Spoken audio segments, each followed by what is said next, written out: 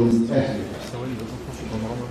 ندعو الله سبحانه وتعالى أن يوفقنا إلى ما يحب ويرضى، وأن يؤلف بين قلوبنا، وأن يرشدنا إلى عمل الخير، وأن ينقلنا من دائرة سخطه إلى دائرة رضاه، وأن يبارك في أعمالنا، لأننا رأينا هذه البركة كثيرا فيما قدمناه له سبحانه وتعالى لوجهه خالصا. رأينا هذه البركة وأنها من أهم أسباب النجاح، فنحن لا نطلب الأسباب ولكن نتوكل على الله.